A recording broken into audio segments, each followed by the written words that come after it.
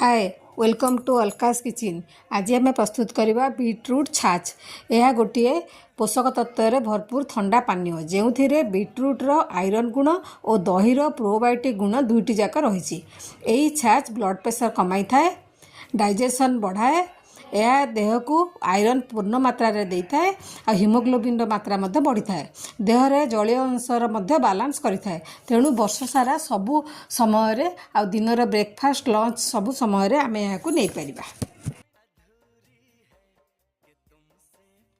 गोटे grinder jar रे beetroot आधा कप इटा मो कंचा नहीं आपड़ सीजा बीटरूट नहीं पारे। आउ धनिया पत्र डेम्फ गोटे चामच आ पुदीना पत्र अल्प किछि लूण एथिरे दबा। स्वाद अनुसार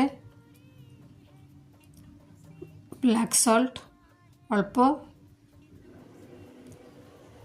आ कंचा लंका गोटे दे गोटे बाउल रे गोटे कप दही नबा ताको भल करी फेंटी दबा।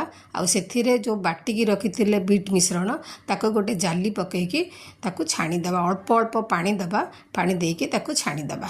छाणी देले सेटा स्मूथ पेस्ट बाहरिबो। आउ ताको दही सांगरे भल करी मिसाई दबा। गोटे ग्लास रे किछि बरफ नबा।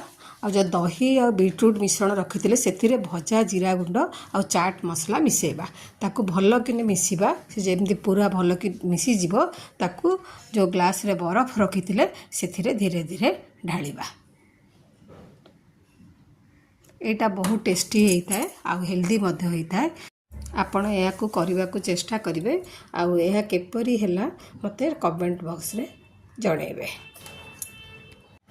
छाछ रे अल्प भजा जीरा गुंड आउ पुदीना पत्र दे ताकू गार्निश करवा। वर्तमान प्रस्तुत होईगला बीटरूट छाछ। यह बहुत टेस्टी और हेल्दी होता है। यही रेसिपीटी आपन को भल लगे बोली आशा।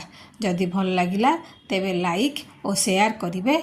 चैनल रे नुआ थिले सब्सक्राइब करिवे। फेसबुक पेज रे थिले फॉलो करिवे और कमेंट करिवे। धन्यवाद।